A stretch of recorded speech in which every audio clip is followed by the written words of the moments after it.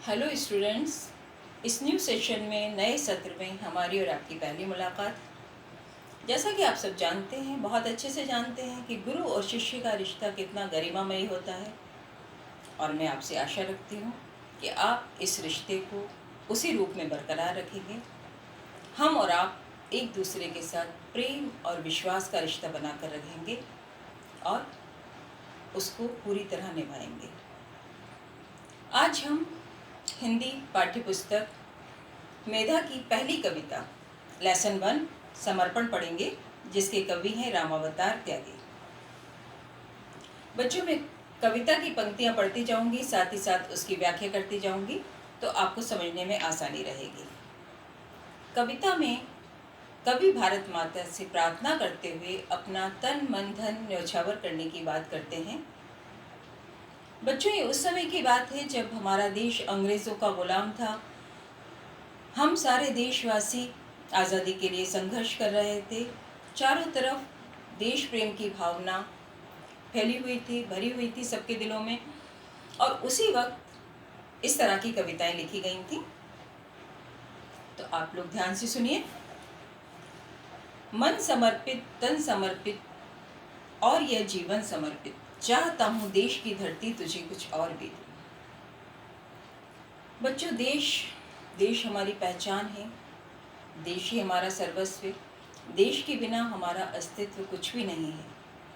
तो कभी इस देश के लिए अपना तन मन जीवन सब कुछ समर्पित करना चाहता है और इससे अधिक भी वह देश को देना चाहता है। आगे देखिए। माँ तुम्हारा ऋण बहुत है, मैं अकिंचन, किंतु इतना कर रहा फिर भी निवेदन, थाल में लाऊं सजाकर भाल जब भी, कर दया स्वीकार लेना यह समर्पण। कवि कहता है कि देश का हम पर अपार ऋण है। अब आप सोचेंगे कि ऋण कैसा? तो जिस देश की जिस धरती में हम पले बड़े हैं, खेल कूद कर बड़े हुए हैं, जिस धरती का अन्न हमने खाया है, जल हमने पिया है, और कई संसाधन हैं जिनके बिना हमारा जीवन नहीं होता, जीवन अधूरा होता, जिनके बिना हम आगे नहीं बढ़ते, सफल नहीं होते जीवन में। तो देश का ऋण तो हमारे ऊपर हमेशा से है। तो कवि कहता है कि हे देश, तुम्हारा मेरे ऊपर बहुत ऋण है और मैं अकिंचन अर्थात बहुत गरीब, और मैं बहुत गरीब हूँ। फिर भी मेरा तुमसे इतना निवेदन है कि जब भी देश को ज़रूरत पड़े और देश के लिए मैं अपनी बलि दूँ, अपना बलिदान दूँ, देश के लिए शहीद हूँ, तो उस बलिदान को तुम अवश्य स्वीकार कर लेना। आगे देखिए। गान अर्पित, प्राण अर्पित, रक्त का कड़कड़ समर्पित, चाहता हूँ देश की धरती तुझे कुछ और भी दूँ। गान अर्पित, प्राण अर्पित। कवि कहता है गान से यहाँ तात्पर्य, बच्चों कविताओं में कुछ शब्द ऐसे होते हैं जो अपना शब्द से अलग भावार्थ प्रकट करते हैं। जैसे यहाँ गान से अर्थात गाना नहीं है, गान से अर्थात तात्पर्य उल्लास, उत्साह, उमंग। सबके जीवन में जीवन जीने की उत्साह होती है, उमंग होता है, चाव होती है। तो कवि कहता है मैं अपने जीवन का पूरा उत्साह, पूरी उमंग, पूरी चाह, सब कुछ देश पर न्यौछावर करना चाहता हूँ। अपने प्राण देश पर न्यौछावर करना चाहता हूँ। रक्त का कण कण, मैं अपने शरीर की एक एक बूंद, अपने रक्त की एक एक बूंद देश को अर्पित करना चाहता हूँ। और इसके अलावा भी मैं चाहता हूँ कि देश की धरती में तुझे क्या दूँ। आगे की 4 पंक्तियाँ देखिए। मांझ दो तलवार को लाओ न देरी, बांध दो कसकर कमर पर ढाल मेरी, भाल पर मल दो चरण की धूल थोड़ी, शीश पर आशीष की छाया घनेरी। कवि देश के लिए युद्ध के मैदान में जाने को तैयार है, देश की रक्षा के लिए लड़ने को तैयार है। इसलिए वह कहता है कि तलवार को मांझ दो अर्थात तलवार को धार दे दो, तलवार को धार दे दो, ताकि वह देश के शत्रुओं से देश की रक्षा कर सके। और कमर पर ढाल बांध दो, ढाल जिससे तलवार का वार रोका जाता है उसे ढाल कहते हैं। और कमर पर ढाल बांध दो, भाल पर मल दो, भाल यानी मस्तक। कवि कहता है कि मेरे मस्तक पर थोड़ी सी मेरी धरती माता की चरण मल दो, और शीश पर आशीष की छाया घनेरी, और मेरे शीश पर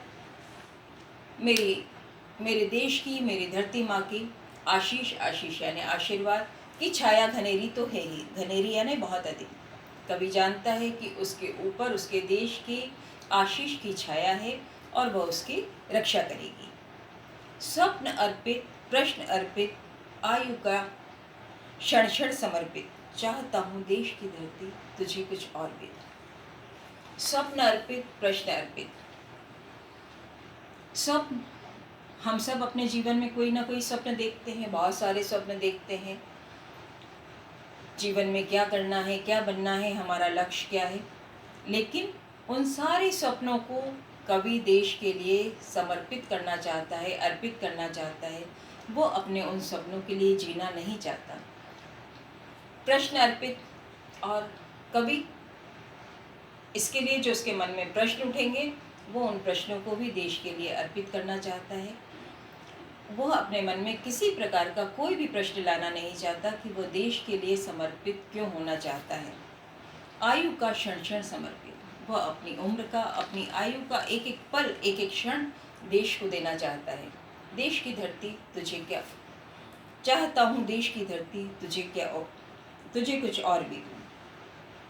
तोड़ता हूँ मोह का बंधन क्षमा दो, गाँव मेरे द्वार घर आंगन क्षमा दो।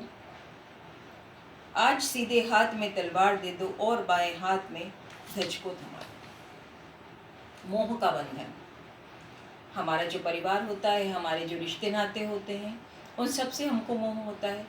लेकिन कवि आज उन सब को छोड़कर देश की रक्षा के लिए लड़ने जा रहा है, देश के लिए बलि देने जा रहा है, देश के लिए बलिदान देने जा रहा है।